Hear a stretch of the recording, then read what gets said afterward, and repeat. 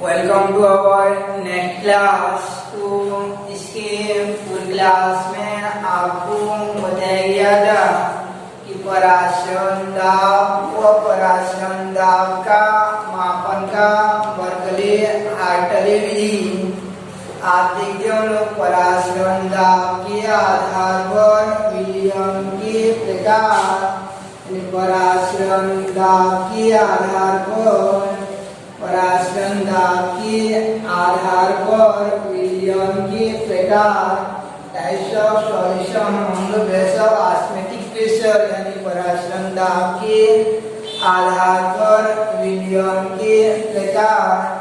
पराश्रयण दाब के आधार पर विलियम 3 प्रकार का होता है। इनमें से पहला होता है आपका अल्प पराशरी विलियम। अल्प पराशरी विलियम यानी हाइपोटोनिक सॉल्यूशन। अल्प पराशरी विलियम हाइपोटोनिक सॉल्यूशन। तो अल्प पराशरी विलियम। दूसरा होता है समपराशरी विलियम और तीसरा अतिपराशरी विलियम। जिनमें हम पहला देखते हैं लोग अल्प पराशरी विलियम तो पहला हमारे पास एक विलियम रहता है जिसका सांद्रता या पराश्रयण दाब ज्ञात रहता है। सांद्रता या पराश्रयण दाब ज्ञात रहता है। जैसे पराश्रयण दाब जो मान लो इसका 5 mm है तो एक निश्चित विलियम दिया रहता है। स्टैंडर्ड सॉल्यूशन जिसकी सांद्रता ज्ञात रहती है उसे मानक विलियम कहा जाता है। तो एक ऐसा विलियम रहता है जिसका सांद्रता या पराश्रयण दाब हमको पहले से ज्ञात रहता है। तो इसे यानी इस विलियम से तुलना कराते। अब हमको एक ऐसा विलियम दे दिया जाएगा, यानी एक विलियम दे दिया जाएगा, इसका तुलना करवाना है जो हमारे पास पहले से मौजूद था। जो पहले से मौजूद था उससे तुलना करवाना है। तो पहले जो था उससे तुलना करवाना है। तो ये जो तुलना करने के लिए देते हैं इसका पराश्रयण दाब हमको जो ज्ञात विलियम है उसके पराश्रयण दाब से कम होता है। जैसे 4 mm रहेगा या 3 mm रहेगा उसे अल्प पराशरी विलियम कहते हैं। ऐसा विलियम जिसका पराश्रयण दाब ये विलियम या ज्ञात विलियम से कम होता है अल्प पराशरी विलियम कहलाता है। वह विलियम जिसका पराश्रयण दाब दिया गया विलियम से या ज्ञात विलियम से कम होता है अल्प पराशरी विलियम कहलाता है। वह विलियम जिसका पराश्रयण दाब दिए गए विलियम से कम होता है अल्प पराशरी विलियम कहलाता है। यानी हाइपो शब्द याद रखिएगा ना, कमी के लिए उपयोग किया जाता है। हाइपो ये शब्द जो जब कमी के लिए हम लोग देते हैं तो हाइपो शब्द का उपयोग किया जाता है। दूसरा होता है आपका समपराशरी विलियम। समपराशरी विलियम जिसे कहा जाता है आइसोटोनिक सॉल्यूशन कहा जाता है। यानी आइसोटोनिक सॉल्यूशन कहते हैं। तो आइसो वर्ड जो समानता के लिए उपयोग किया जाता है। जैसे आइसोटोप बोलने से समस्थानिक हो जाता है, आइसोमर बोलने से यानी समावयवी हो जाता है। तो ऐसे यानी आइसो वर्ड जो है समानता के लिए उपयोग किया जाता है। समपराशरी शब्द जो है समानता के लिए उपयोग किया जाता है। तो जब दोनों विलियम का पराश्रयण दाब बराबर हो जाएगा ना, जब दोनों विलियम का पराश्रयण दाब बराबर हो जाएगा यानी जिसका तुलना करवाना है वो बाद में दिया जाता है हमको।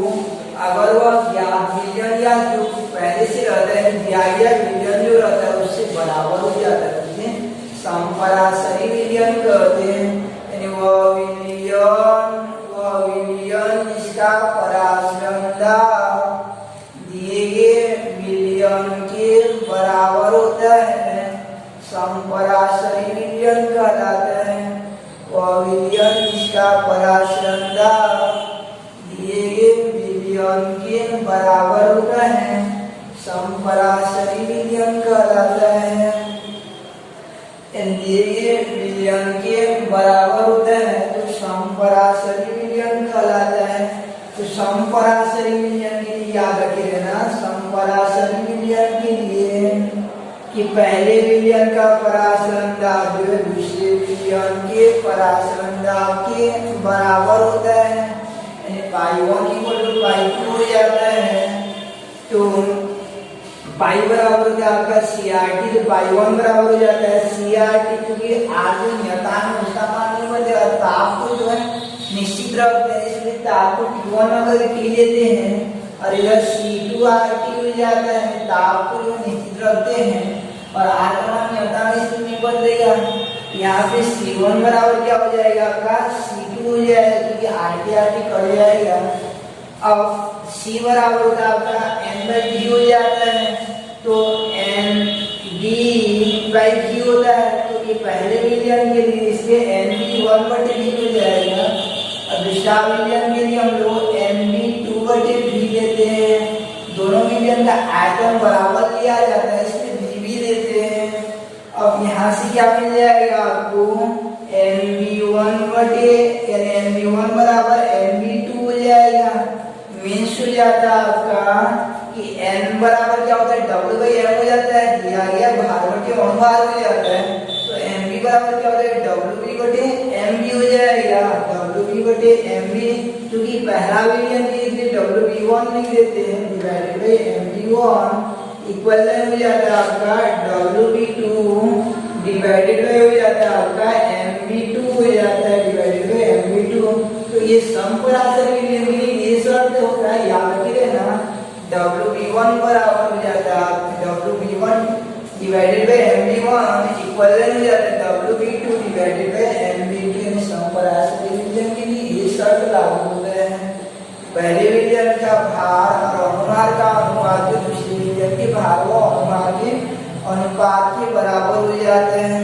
इधर का संपराशरी विलयन वह विलयन जिसका पराशरण दाब दिए गए विलयन के बराबर होता है संपराशरी विलयन कहलाता है। संपराशरी विलयन के लिए WB1/MB1 बराबर WB2/MB2 हो जाता है। अब तीसरा देखते हैं हम लोग कि तीसरा विलयन क्या होता है आपका। तीसरा विलयन क्या है अतिपराशरी विलयन, यानी अतिपराशरी विलयन अर्थात हाइपरटोनिक सॉल्यूशन। तो हाइपर और हाइपो दो वर्ड होता है, हाइपर बोलने से अत्यधिक हो जाता है, अति हो जाता है, इससे उसको बोलते हैं हाइपर टेंशन हो गया या ऐसा बोल देते हैं, तो ज्यादा टेंशन हो जाता है। अत्यधिक के लिए हाइपर वर्ड का उपयोग करते हैं और कम के लिए हाइपो शब्द का उपयोग करते हैं। तो इसका डेफिनेशन क्या हो जाएगा, पहले से होगा अंतर कितना है कि दिया गया विलयन से कम होता है कि जब दिया गया विलयन से अधिक होता है, ये लिखना है। वह विलयन जिसका पराशरण दाब दिए गए विलयन से अधिक होता है अतिपराशरी विलयन कहलाता है, हाइपरटोनिक सॉल्यूशन कहलाता है। इस प्रकार ये सांद्रता पराशरण दाब के आधार पर टाइप्स ऑफ सॉल्यूशन में विलयन जो है 3 प्रकार का हो गया। संपराशरी, पहला न्यून पराशरी या अल्प पराशरी, दूसरा जो है संपराशरी और तीसरा जो है अतिपराशरी विलयन कहलाता है। तो डॉक्टर जो हमको इंजेक्शन लगाता है, यानी हाथ पे इंजेक्शन लगाता है, तो उसके अंदर जो लिक्विड लेता है, याद रखिए ना कि वो ब्लड का यानी हमारे रक्त का संपराशरी विलयन तैयार करता है। संपराशरी विलयन लेकर चेन के माध्यम से इंजेक्शन लगाता है, तब जाकर हमारा दर्द जो कम होता है। मान लीजिए हाइपरटोनिक या यानी हाइपोटोनिक हो गया, तो उस समय जैसे इंजेक्शन लगाएगा तो दोनों का पराशरण जो है समान नहीं होगा, अगर पराशरण दाब समान नहीं होगा ब्लड का और जो लिक्विड जाएगा हमारे शरीर का, जिससे हमको जो बहुत ज़्यादा दर्द यानी पेन का फीलिंग होता है। इसलिए डॉक्टर क्या करते हैं, समपराशरी विलयन जब लगाया जाता है तो उस समय दर्द अपेक्षाएं कम होता है। इस प्रकार से सीधा पराशरंदा के आधार पर टाइप्स ऑफ सॉल्यूशन एंड विलयन के प्रकार। फिर आगे देखिए हम लोगों की पराशरंदा के आधार पर विलयन के उपरांत जो है, पहले पढ़े थे हम लोग राउल का नियम। तो राउल के नियम के आधार पर विलयन के प्रकार। राउल नियम के आधार पर, राउल नियम के आधार पर, राउल नियम के आधार पर विलयन के प्रकार। तो राउल नियम के आधार पर विलयन, यानी राउल नियम क्या था कि वाष्पशील विलय दो प्रकार का था, वाष्पशील विलय विलयन का पूर्वाश्म दाब उसके प्रत्येक घटक की आंशिक वाष्प दाब के बराबर होता है। प्रत्येक घटक का आंशिक वाष्प दाब स्वयं के मोल प्रवाह के समानुपाती होता है। यानी ये सूत्र मिला था पी ए बराबर पी एब्सोल्यूट ए इंटू एक्स ए, और पी डी बराबर मिला था P absolute B into x B. ये राउल का नियम है। तो राउल के नियम के आधार पर विलयन दो प्रकार का हो जाता है। पहला होता है आदर्श विलयन, पहला होता है आदर्श विलयन, दूसरा होता है अनादर्श विलयन। पहला होता है आइडियल सॉल्यूशन और दूसरा होता है आपका नॉन आइडियल सॉल्यूशन। यानी आदर्श पराशरंदा के आधार पर विलयन में दो प्रकार का हो जाता है, आदर्श विलयन व अनादर्श विलयन।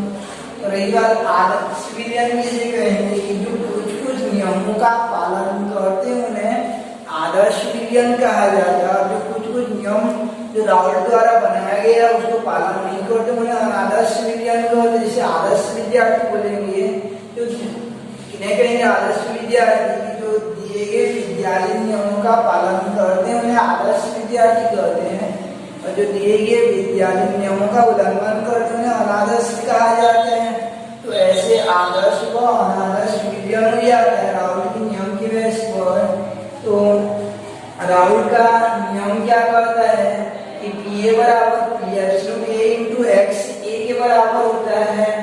कि राउल जैसे किसी ब्लॉक को गर्म करेंगे, तो जैसे किसी विलायक को गर्म करते विलायक को ए संबंध करता है तो उसका वाष्प दाब निकालेंगे। जैसे ये पी ए आया, वास्तव में हम लोग प्रयोग कर रहे हैं, और उसका फिर गणितीय तरीका से शुद्ध विलायक का वाष्प दाब और उसके मोल प्रवाह का गुणा करते हैं, तो ठीक इसी के बराबर आता है जितना कि यहाँ पर प्रयोग किया गया है। अपेक्षित मान और वास्तविक मान बराबर होता है, यानी प्रयोग करते हैं तो वास्तविक कहा जाता है, और इसको कैलकुलेट करते हैं, गणना करते हैं तो दोनों मान अगर बराबर आ जाता है तो उस दौरान उस विलयन को कहा जाता है आदर्श विलयन कहते हैं। यानी वे विलयन जो राउल के नियम का पालन करते हैं, अर्थात इनके लिए पी ए का मान जो है पी एब्सोल्यूट ए इंटू एक्स से होता है, और पी डी का मान जो है P absolute B into x B होता है। तो इन्हें आदर्श विलयन कहते हैं। वे विलयन जो राउल के नियम का पालन करते हैं, वे विलयन जो राउल के नियम का पालन करते हैं आदर्श विलयन कहलाते हैं। अर्थात p a equal to p absolute A into x ए और P d equal to p absolute B into x b. तो इसे अगर ये वैल्यू प्रयोग करके निकालेंगे ये वाला, और इसको गणितीय तरीके से निकालेंगे, अगर ये इसके बराबर हो जाता है गणितीय तरीका से निकाला गया और वास्तविक प्रयोग किया गया, अगर दोनों आज बराबर आ जाता है तो उसे कहा जाता है आदर्श विलयन कहते हैं। जैसे हम लोग यानी एग्जाम देते हैं, पहला चैप्टर को कितना आएगा जी 18 नंबर आ जाएगा ऐसा बोलते रहते हैं। यानी हम लोग जो है अपने हिसाब से गुणा भाग किए हैं तो 18 नंबर आ रहा है वो है, और वास्तव में जब काफी चेक किया जाता है प्रयोग किया जाता है तो वो भी 18 आ जाता है। तो अब आदर्श विलयन कहलाओगे, अगर वो इक्वल नहीं आता है तो अनादर्श विलयन हो जाता है। जो दिए गए नियम का पालन करता है अर्थात वे विलियन जो राउल के नियम का पालन करते हैं आदर्श विलियन कहलाते हैं। अर्थात P equal to p absolute A into x ए और p equal to p absolute B into x b हो जाता है। जबकि अनादर्श जो जस्ट उल्टा हो जाएगा, अनादर्श के लिए क्या हो जाएगा आपका कि ये p a not equal to p absolute A into x ए और p b not equal to p absolute B into x b हो जाता है, यानी बराबर नहीं होता है, तो उन्हें अनादर्श विलियन कहते हैं। जैसे हम लोग अपेक्षा किए हैं कि 18 नंबर आएगा, लेकिन वास्तव में गणना करते हैं तो 18 ना अगर 17 आ जाता है या 19 आ जाता है तो वो अनादर्श विलियन हो जाएगा, यानी जो पालन नहीं करते हैं अनादर्श कहा जाता है और जो फॉलो करते हैं वो आदर्श कहा जाता है। तो ये पहला शर्त रहता है आदर्श विलियन के लिए कि राउल के नियम का पालन करते हैं और ये इनके लिए ये वाला वैल्यू इतना और ये वाला वैल्यू इतना होता है, जबकि अनादर्श के लिए ये इक्वल नहीं रहता है। दूसरा देखते हैं कि आदर्श विलियन व अनादर्श विलियन। तो आदर्श विलियन में यानी आदर्श विलियन में जैसे दो द्रव रहता है 50 ml द्रव, यानी 50 ml और 50 ml को मिलाते हैं तो परिणामी विलियन कितना आना चाहिए। ये दोनों को मैं V1 मान रहा हूँ और दोनों को मिलाते हैं तो करेक्ट स्वयं में आएगा V2 करेंगे इसको तो V2 माइनस V1 का मान निकालेंगे कितना आएगा 0 आएगा, यानी मिलाने के पश्चात ना तो आयतन में कमी होता है ना वृद्धि होता है। तो ऐसा विलियन को कहा जाता है आदर्श विलियन कहते हैं। जबकि मिला देंगे हम लोग 50-50 ml मिलाते हैं, 50-50 ml मिलाते हैं V1 को और इसमें जो बनता है परिणामी विलियन जैसे 98 ml हो गया V1 माइनस V2 निकालेंगे तो वह नहीं आएगा, 0 के बराबर नहीं आएगा। तो ऐसा विलियन को अनादर्श विलियन कहा जाता है। जबकि इनको मिलाने पर करेक्ट स्वयं मिलाता है तो अंतर निकालेंगे प्रारंभिक आयतन और अंतिम आयतन, यानी अभिकारक और उत्पाद का युक्त का आयतन में अंतर निकालेंगे तो शून्य आता है तो आदर्श विलियन होगा और शून्य नहीं आता है तो अनादर्श हो जाएगा। ये कब होता है जब हम लोग दो द्रव को मिलाते हैं, जैसे जल को मिलाते हैं और अल्कोहल को, तो दोनों के बीच हाइड्रोजन बॉन्ड बन जाता है ना, तो आकर्षण के कारण आयतन में कमी हो जाती है, यानी हाइड्रोजन बॉन्ड जब बन जाता है आकर्षण के कारण आयतन में कमी आ जाती है, जिससे ये परिणामी आयतन में क्या आ जाती है कमी आ जाती है, जिससे वह नॉन आइडियल सॉल्यूशन को जो फॉलो करता है, यानी आदर्श विलियन को फॉलो करता है। तो इस प्रकार आदर्श विलियन के लिए आयतन परिवर्तन का मान 0 होता है, जबकि अनादर्श विलियन के लिए आयतन परिवर्तन का मान 0 नहीं होता है, नॉट इक्वल टू 0 हो जाता है। आदर्श विलियन के लिए आयतन परिवर्तन का मान 0 होता है, जबकि अनादर्श विलियन के लिए आयतन परिवर्तन का मान जो है 0 नहीं होता है।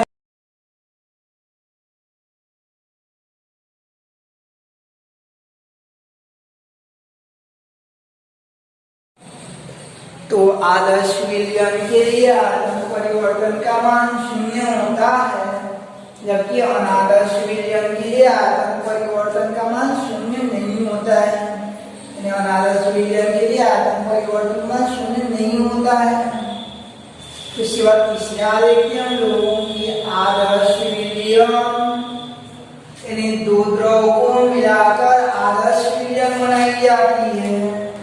उस समय न तो ऊष्मा उत्पन्न होती है न ही यानी अवशोषित होता है। दोनों को मिलाएंगे तो वातावरण से न तो ऊष्मा का अवशोषण होगा न ही उत्सर्जन होगा, अर्थात इनके लिए एंथैल्पी परिवर्तन का मान 0 होता है, क्योंकि यार में एंथैल्पी पढ़े डेल एच का वैल्यू जो है तो एंथैल्पी परिवर्तन का मान 0 होता है, जबकि अनादर्श विलियन के लिए एंथैल्पी परिवर्तन का मान नॉट इक्वल टू 0 होता है। अनादर्श विलियन के लिए एंथैल्पी परिवर्तन का मान 0 के बराबर नहीं होता है। जैसे हम लोग देखेंगे कि कि अगर जिनमें हाइड्रोजन बन जाए, दो द्रव को जैसे अल्कोहल और जल को मिलाते हैं तो हाइड्रोजन बन जाती है, यानी आकर्षण बल लगती है। और याद रखिए ना, जब यानी तंत्रों में या निकाय में आकर्षण बल लगती है तो आकर्षण के कारण जो एक दूसरे के पास आते हैं। और जब भी आकर्षण बल लगती है ना, यानी बन बनती है, तो याद रखिए ना, वहाँ पर ऊर्जा मुक्त होती है। और वन को तोड़ना है, वन जब टूटता है तो उसमें ऊर्जा लगती है। तो यहाँ पे जब हाइड्रोजन बंध बनेगा तो उसमें क्या होगा, ऊर्जा मुक्त होगा। ऊर्जा मुक्त होगा तो नॉट इक्वल टू क्या होगा, 0 होगा। जबकि आदर्श विलयन के लिए न तो ऊर्जा उत्पन्न होगा न ही अवशोषण होगा, अर्थात डेल एच का वैल्यू है इक्वल 0 हो जाता है। तो इस प्रकार से आदर्श विलयन के लिए डेल एच का वैल्यू 0 होता है, जबकि अनादर्श विलयन के लिए डेल एच का वैल्यू 0 नहीं होता है।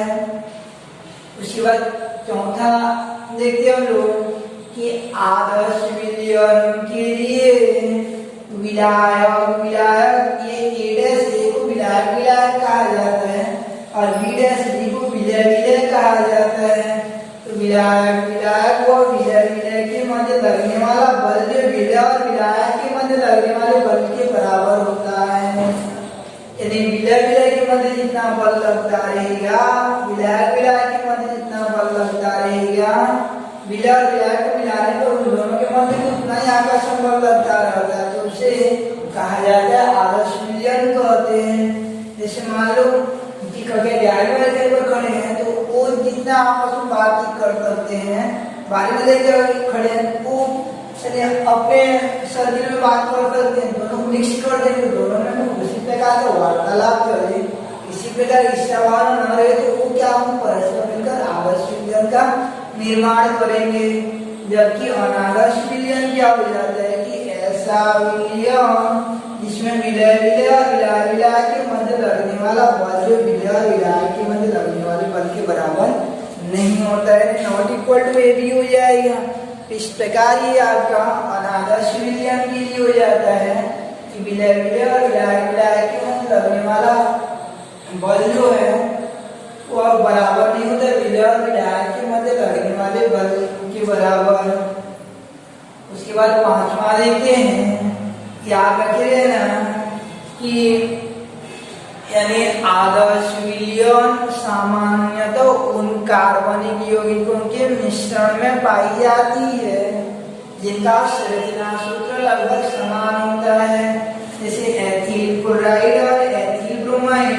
एथिल क्लोराइड और एथिल ब्रोमाइड समान संरचना सूत्र वाले कार्बनिक यौगिकों में यह पाई जाती है, एथिल क्लोराइड और एथिल ब्रोमाइड। जबकि अलग अलग संरचना सूत्र या क्रियात्मक समूह वाले कार्बनिक यौगिकों में जैसे क्लोरोफॉर्म और एसीटोन या यानी क्लोरोफॉर्म और एसीटोन, इन दोनों का मिश्रण जो है अनादर्श विलयन को दर्शाता है, अलग अलग संरचना सूत्र। या कार्बन डाइसल्फाइड प्लस एसीटोन ये जो है अनादर्श विलयन को प्रदर्शित करता है। इस प्रकार से आदर्श विलयन और अनादर्श विलयन राउल्ट के नियम का पालन करते हैं उन्हें आदर्श विलयन कहते हैं, और जो पालन नहीं करते उन्हें अनादर्श विलयन कहते हैं। तो आपको हिंदी में भी लिखना है इस प्रकार से जो है कि आदर्श विलयन वे विलयन जो राउल्ट के नियम का पूर्णतः पालन करते हैं आदर्श विलयन कहलाते हैं। PA=P�absolute और इनका आयतन परिवर्तन शून्य होता है, एंथैल्पी परिवर्तन शून्य होता है, विलय और विलायक के मध्य लगने वाला बल विलय और विलायक के मध्य लगने वाले बल के बराबर होता है। और एग्जाम्पल हो जाएगा समान संरचना सूत्र वाला, जबकि अनादर्श में जस्ट उल्टा होता जाएगा। तो ये था आपका आदर्श व अनादर्श विलयन एसीटोन और क्लोरोफॉर्म में यह पाया जाता है। अब आगे देखते हैं कि ये क्वेश्चन दो प्रकार ये क्वेश्चन है या आदर्श विलयन और अनादर्श विलयन को समझाइए बोलेगा तो ऐसे समझाते जाना है हिंदी में और उसको ऐसे उसका संबंध भी लिखते जाना है। दूसरा क्वेश्चन ऐसा रहेगा कि आदर्श और अनादर्श विलयन में अंतर लिखे, किन्हीं 3 बिंदुओं को अंतर में लिख देना है। 3 नंबर का क्वेश्चन आता है चैप्टर से जो है इस प्रकार से ये था आपका आदर्श व अनादर्श विलियन राउल के नियम से विचलन के आधार पर, डेरिवेट के आधार पर अब देखते हम लोग कि अनादर्श विलियन को पुनः दो भागों में बांटा गया है। यानी अनादर्श विलियन को जो है फिर से दो भागों में बांटा गया है, जिनमें से पहला होता है आपका ऋणात्मक विचलन अनादर्श विलियन, यानी ऋणात्मक विचलन अनादर्श विलियन, और दूसरा होता है आपका धनात्मक विचलन अनादर्श विलियन, धनात्मक विचलन अनादर्श विलियन। तो अनादर्श को फिर दो भागों में बांटा गया है कि धनात्मक विचलन अनादर्श विलियन और ऋणात्मक विचलन अनादर्श विलियन। तो अनादर्श विलियन क्या होता है कि जो पालन नहीं करते हैं उनको अनादर्श विलियन कहा जाता है। Not equal to zero, not equal to रहते हैं तो हो सकता है कि ये जो कम रहेंगे या अधिक हो जाएगा, तो उस आधार पर दो भागों में बांटा गया है। अगर कम हो जाएगा तो उन्हें अनादर्श यानी ऋणात्मक विचलन कहेंगे, और अधिक हो जाएगा तो धनात्मक विचलन कहेंगे। तो जैसे पहला कि कोई विलियन जिनका वाष्प दाब राउल द्वारा अपेक्षित वाष्प दाब से कम हो जाता है, यानी राउल जितना अपना गणितीय हिसाब से करते हैं वो प्रयोग करने पर कम आ जाता है प्रयोग वाला, तो उसे क्या कहेंगे हम लोग ऋणात्मक विचलन अनादर्श विलियन कहेंगे। कम हो जाएगा तो ऋणात्मक विचलन अनादर्श विलियन कहेंगे। और इसमें परिणामी आयतन का मान जो 0 से कम हो जाएगा, यानी जैसे 50 ml को मिलाएंगे तो करेक्ट 100 ना आके 98-97 आएगा, तो आयतन परिवर्तन का मान क्या हो जाएगा, 0 से कम हो जाएगा, यानी 98 100 को करेंगे तो ऋण में आएगा, यानी del v इक्वल टू 0, अर्थात del v equal to negative value को शो करेगा, यानी आयतन परिवर्तन का मान ऋणात्मक होगा। और इसमें कि दोनों विलियन को मिला देंगे तो बनने वाला विलियन जो है उसका एंथैल्पी परिवर्तन भी 0 से कम हो जाता है, एंथैल्पी परिवर्तन भी 0 से कम हो जाता है, अर्थात यानी ये हो जाएगा आपका, अर्थात del h equal to negative हो जाएगा, del h equal to negative हो जाएगा। और इसमें विलय और विलायक के मध्य लगने वाला बल जो विलय और विलायक के मध्य लगने वाला बल से कम होता है। इसका एग्जांपल अगर याद रखे रहना, यह उस कार्बन की यूनिट पाई जाती है जिसमें कि हाइड्रोजन बनती रहती है। उस कार्बन की यूनिट के मिश्रण पाई जाती है जिसमें हाइड्रोजन पाई जाती है, जैसे क्लोरोफॉर्म और एसीटोन रहता है, तो इसमें पाया जाता है क्लोरोफॉर्म और एसीटोन में, इनमें जो है हाइड्रोजन बॉन्ड का निर्माण होता है। तो आगे देखेंगे कैसे करके ऋणात्मक विचलन को शुरू करेगा। उसके बाद धनात्मक विचलन में क्या होगा, जड़ तो उल्टा होता जाएगा। धनात्मक विचलन में क्या होता जाएगा आपका, जड़ तो ऑपोजिट होगा कि वो विलियन जिनका वाष्प दाब राउल द्वारा अपेक्षित वाष्प दाब से अधिक होता है, वे धनात्मक विचलन अनादर्श विलियन कहलाते हैं। इनके लिए आयतन परिवर्तन का मान 0 से अधिक होता है, एंथैल्पी परिवर्तन का मान 0 से अधिक होता है, अर्थात del h यानी del v equal to positive होता है, और अर्थात del h इक्वल टू यानी del h equal to positive होता है। अब इसमें विलय और विलायक के मध्य लगने वाला बल जो है, विलय और विलायक के मध्य लगने वाला बल से कम होता है, अधिक होता है। विलय और विलायक के मध्य लगने वाला बल जो है, विलय और विलायक के मध्य लगने वाले बल से अधिक होता है। और यह उस कार्बन की मिश्रण पाई जाती है जिसमें हाइड्रोजन बॉन्ड टूटती रहती है, जैसे एथिल अल्कोहल प्लस हेप्टेन या हेक्सेन हो जाता है, इनमें पाई जाती है। तो ये आपका धनात्मक विचलन, ऋणात्मक विचलन और धनात्मक विचलन अनादर्श विलियन। थोड़ा सा ये देख लेते हैं कि क्लोरोफॉर्म और एसीटोन कैसे करके वो ऋणात्मक विकिरण अनादर्श विलयन को शो करते हैं, और एथिलेट वाला कार्बन डाइऑक्साइड कैसे करके धनात्मक विकिरण को शो करते हैं। तो एसीटोन का सूत्र होता है आपका CH3 C11O CH3 हो जाता है, और क्लोरोफॉर्म का होता है CH3 Cl होता है, CH3 Cl होता है। तो इसके O और इसके O और इसके H के मध्य एक आकर्षण बल लगता है, और इस आकर्षण बल के कारण जो इन दोनों के मध्य H बॉन्ड बन जाता है, H बॉन्ड बन जाता है, हाइड्रोजन बॉन्ड बन जाते हैं। तो हाइड्रोजन बॉन्ड जब बन जाता है तो दोनों पास पास आ जाते हैं, दोनों पास पास आ जाएंगे। तो उस दौरान जब पास पास आ जाते हैं तो ये आसानी से वाष्प के रूप में नहीं बदल पाते हैं, जल्दी से वाष्पित नहीं हो पाते। जैसे आपको बताया गया था, वाष्प दाब को प्रभावित करने वाले कारक जिनका हाइड्रोजन बॉन्ड बनता है वो जल्दी से वाष्पित नहीं हो पाते हैं, इसलिए इनका वाष्प दाब क्या हो जाता है कि जितना गणना से आ रहा है उससे कम हो जाता है। जैसे हम लोग एक दूसरे के हाथ को पकड़े रहेंगे तो जल्दी निकल पाएंगे, खुला रहेंगे तो खुला रहेंगे तो जल्दी निकल पाएंगे। तो यहाँ पे एक दूसरे के हाथ को पकड़े रहते हैं, इसलिए वाष्प दाब क्या हो जाता है, कम हो जाता है। इसलिए ये एग्जाम्पल जो है ऋणात्मक विचलन को फॉलो कर रहा है। दूसरा देखते कि आयतन परिवर्तन कैसे करके शून्य से कम आ जा रहा है, नेगेटिव कैसे आ रहा है।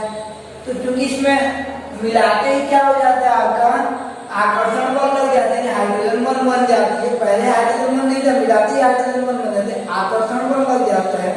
और आकर्षण बल के फलस्वरूप आयतन में क्या हो जाएगा, आपका कमी हो जाएगा। आयतन में कमी होगा तो ये क्या हो जाता है, नेगेटिव हो जाएगा।